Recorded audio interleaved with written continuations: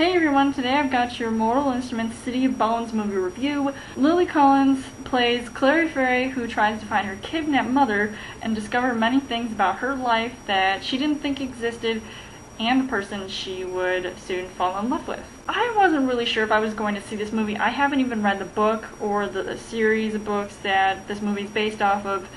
I didn't really know how much of the movie stayed true to the source material. Then I noticed how much it just reminded me of Twilight. As long as it didn't have sparkly vampires and girls freaking out all the time, I'm sold. Oh wait, we did see a girl freaking out.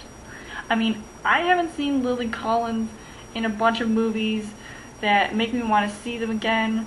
Think Mirror Mirror and Abduction, in which ex-Twilight star Taylor Lautner was in. Now we got her all doe-eyed for this pretty boy named Jace, who didn't really impress me from the start. I mean, I personally think they could have picked a better actor for him, but, I mean, the guy was okay, I guess.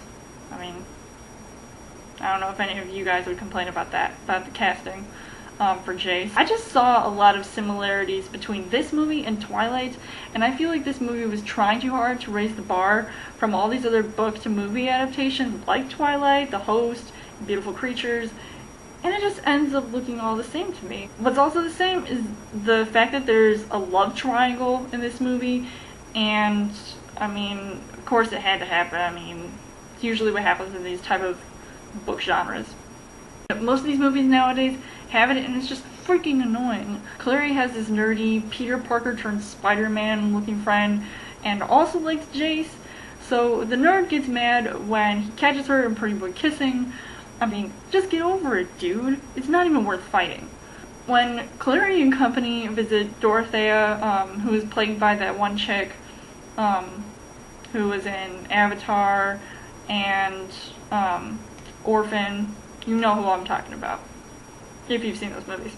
They ask her about this mortal cup, and then all of a sudden, this chick just goes batshit crazy and gets taken out for being a demon. And like, I was not expecting that, so I'm glad I didn't read the book, because I mean, I actually like not being able to read the book, and then I'll get surprised by watching the movie, so I guess that's a good thing. I guess she just got hot and just burned up. The effects in this movie were almost worthy of Resident Evil. Jared Harris, who plays Hodge Starkweather, was in Resident Evil Apocalypse, and Kevin Durand, who plays Big Baddie Emil Pangborn, was in Resident Evil Retribution. But I wouldn't be surprised by this, because he plays a bad guy in almost every movie he's in. Let me say that again. He's always playing a bad guy. Check out my Fruitvale Station review if you don't believe me. Jonathan Rhys-Meyers also turns to the dark side as Valentine. He must love being boss man for the day. I mean, he just has this sort of like intimidation factor in his eyes.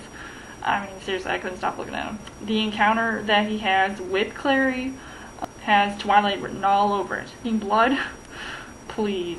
When she's old enough, she can order a Bloody Mary.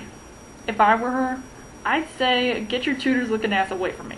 At least Luke Garraway can be there to save the day. Aidan Turner played a vampire, better than Twilight. A dwarf, better than Twilight. And now he's switching gears as a werewolf, still better than Twilight. The guy who plays Magnus, Magnus Bane, was also really fine. He just had some pretty bad lines. Ha ha! That rhymes. Oh, how I love to crack myself up. Most of the action happened more than halfway through the film, so the majority was just boring build-up and not much really happening. I'm glad I found it funny at times. Otherwise, I don't know what I would have done. Just like walk out of the movie theater. It was cool when Clary did that whole I am number 4 holding her hand out and shoot a big giant red laser beam from its scene. Thank you, behind the scenes featurette. I'm glad I watched it on Yahoo. The action was hot, especially with that one girl carrying that blowtorch. Pun intended. Overall, the movie was not what I expected it to be, and it certainly wasn't the best thing I've seen either.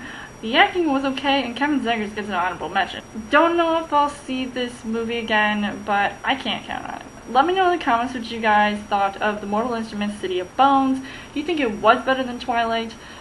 As always, you guys can subscribe to my channel. I've got more movie reviews, movie updates. Come back every week for a Chill Thursday video. You guys can also like me on Facebook and follow me on Twitter, and I'll see you guys later.